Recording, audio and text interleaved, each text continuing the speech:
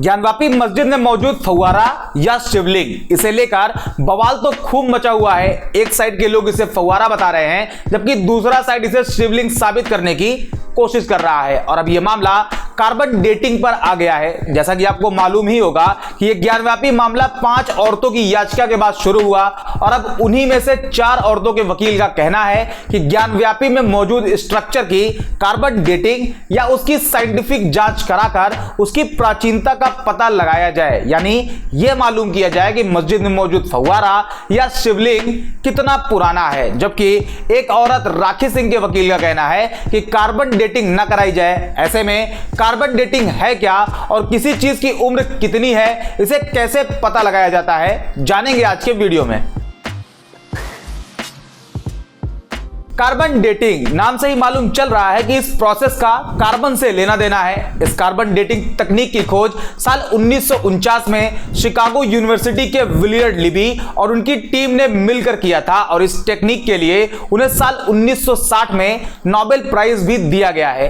अब टॉपिक पर आते हैं। आप कभी ना कभी किसी पुराने किले या बहुत प्राचीन जगह पर जरूर गए होंगे और आपने देखा होगा कि पुरानी इमारतों की छत पर मोटी मोटी लकड़ियां लगी होती हैं। ऐसे में अगर यह पता करना हो कि वो लकड़ी कितनी पुरानी है तो इसका पता कार्बन डेटिंग की मदद से बड़े आराम से किया जा सकता है। यह कार्बन डेटिंग है क्या, इसे समझने से पहले थोड़ा कार्बन के बारे में समझ ले। हालांकि हम कार्बन के बहुत डिटेल में नहीं जाएंगे, लेकिन इतनी बात जरूर करेंगे जितने में आपको कार्बन डेटिंग का प्रोसेस समझ आ सके। हमारे एटमॉस्फेयर में सबसे ज्यादा करीब 78% कार्बन मौजूद है, जिसमें कार्बन के 3 आइसोटोप पाए जाते हैं, कार्बन 12, कार्बन 13 और कार्बन 14। कार्बन 12 को ही कार्बन डाइऑक्साइड कहा जाता है, जो कि सबसे ज्यादा पाया जाता है, जबकि कार्बन 14 एक रेडियो एक्टिव आइसोटोप है जो सबसे कम मात्रा में पाया जाता है। और हमारे वायुमंडल में कार्बन 12 और कार्बन 14 दोनों एक कांस्टेंट रेशियो में मौजूद है। ऐसे में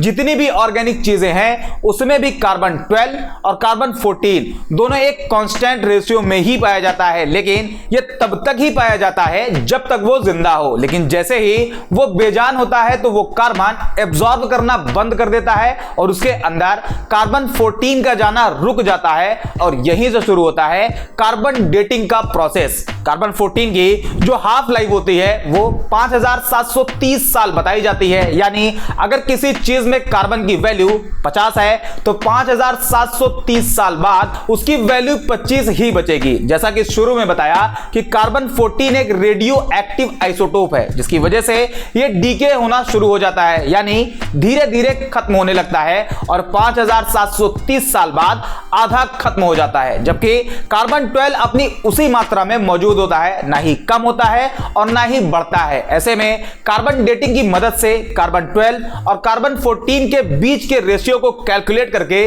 किसी चीज की एज का पता लगाया जाता है। जैसे अगर किसी चीज में कार्बन 12 और कार्बन 14 के रेशियो में कार्बन 14 1/4 पाया जाता है तो वो चीज 2865 साल पुरानी मानी जाएगी। आपने अक्सर सुना होगा कि फला खुदाई में फला अवशेष पाया गया जो कि 10,000 साल पुराना है, तो ये जो 10,000 साल उसकी एज बताई जाती है वो कार्बन डेटिंग के मदद से ही कैलकुलेट करके बताई जाती है और ये calculation law of active decay का इस्तेमाल करके किया जाता है। हालांकि हम इसके बहुत डिटेल में नहीं जाएंगे क्योंकि आप इसे क्लास 12 में पढ़ चुके हैं, लेकिन आप ये समझ गए होंगे कि कार्बन डेटिंग क्या होती है और कैसे इसका इस्तेमाल करके किसी चीज की एज को पता लगाया जाता है। आप ये भी जान लो जितना इस कार्बन डेटिंग प्रोसेस की बात करी जाती है ये उतना एक्यूरेट भी नहीं है, क्योंकि ये टेक्निक बहुत सारे रीजन की वजह से विवादों में भी रही है। वैज्ञानिकों का मानना है कि ये जो कार्बन 14 यानी रेडियो एक्टिव कार्बन है उसका जितनी तेजी से डीके होता है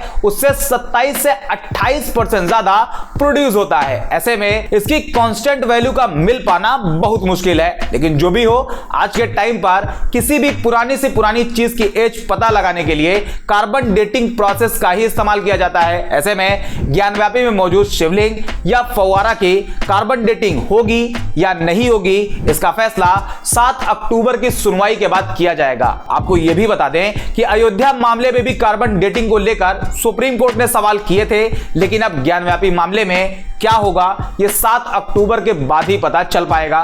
उम्मीद करते हैं यह वीडियो आपको पसंद आई होगी। इसी तरह की और भी वीडियोस के लिए चैनल को सब्सक्राइब करें, वीडियो को लाइक एंड शेयर करें। मिलते हैं अगले वीडियो में।